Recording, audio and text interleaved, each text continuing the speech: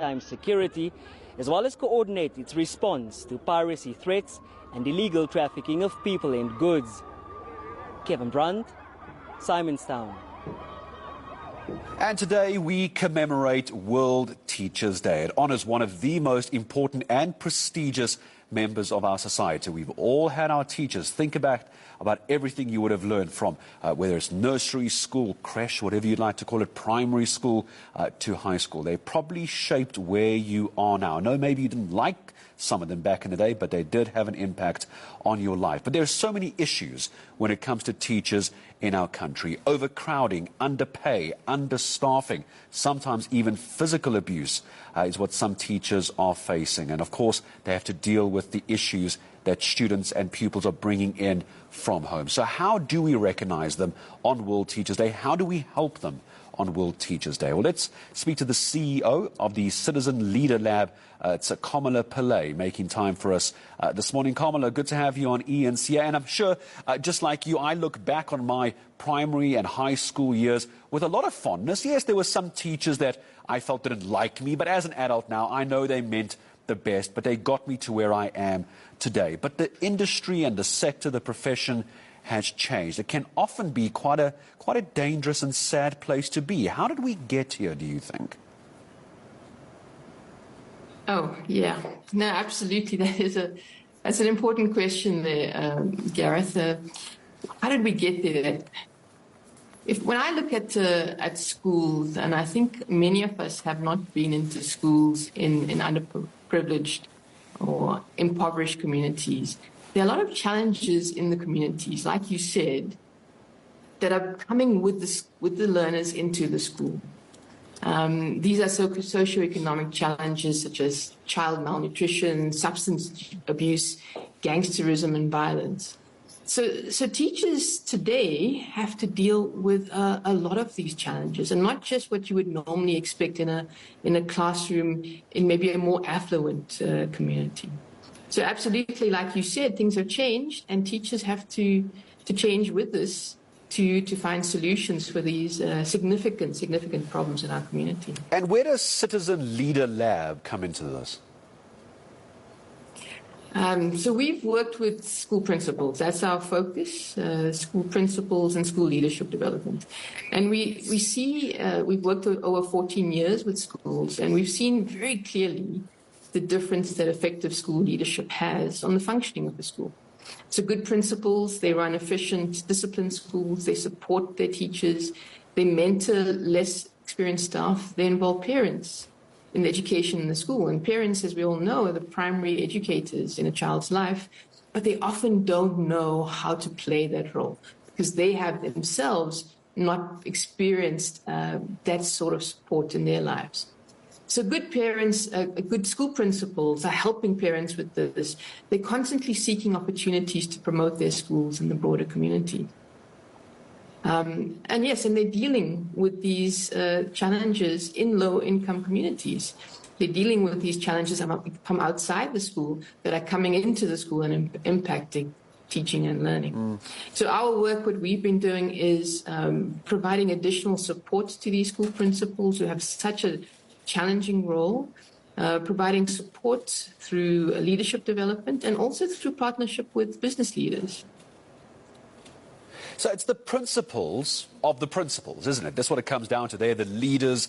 They're the ones who are going to lead their teachers, help their teachers, teach their teachers to become better at what they do. If you can give me an example, Komala, of the most common issue that you often come across. I mean, I cited a few as I started talking to you: overcrowding, crime, gangsterism, drugs. It's hard to imagine, I'm talking about schools in this case, but in some underprivileged areas, as we've reported, that's an everyday reality. And teachers, principals, school governing bodies, they aren't set up for those sort of social ills. They're supposed to be teaching us maths and science. How do they move from being a teacher to being a counselor, to being a caregiver in some cases? That's really what teachers are these days.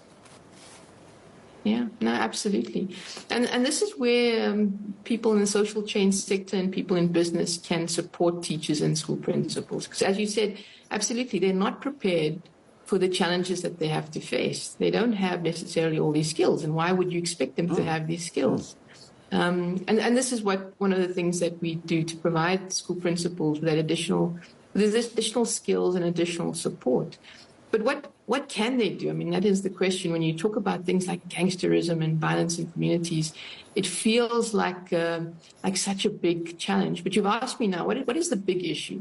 What is the main thing that's common in all schools? So the reality is, for a teacher to be able to inspire children, to influence children, they must first be inspired.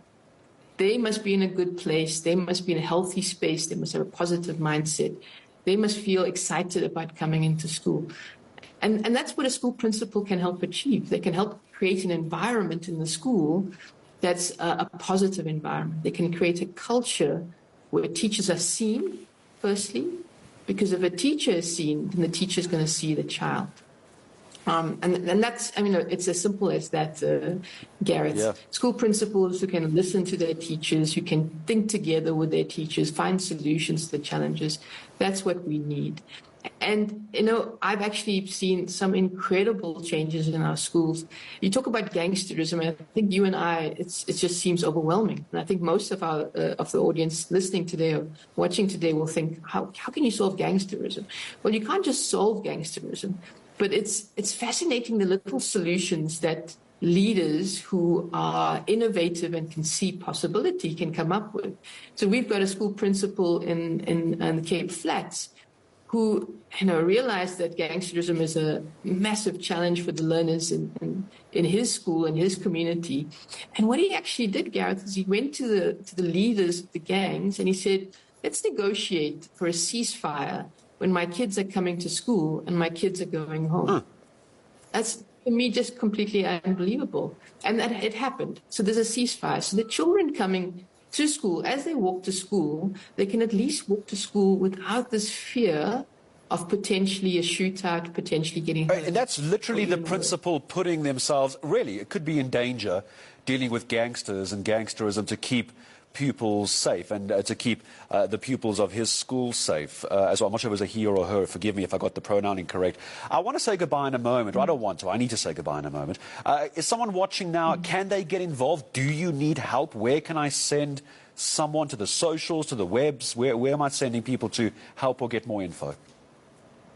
So we've got a lot of presence on the web and social media. So citizenleaderlab.org. You can just put that into your browser, reach out to us. And I think it is critical for us to support our education system for the success of our country. And anything that we can do to support our teachers and our school principals, I think it's imperative for us as a community to do that, and a society to do that. Yeah, we have to. We have to. There's no doubt about that. Komala, thank you very much indeed. I hope we can talk again in the not-too-distant future. Komala Pillay from the Citizen Leader Lab. Citizen Leader Lab. Just go Google it. Go look for it on the socials. You heard what you can do, how you can get involved, and the difference you really can make. Plenty coming up in the world of sport. Of course, it's a Saturday. Percival Young has got all his sporting gear ready. He's up with the sports news next, including the latest on Orlando Pirates' coach. What's happened?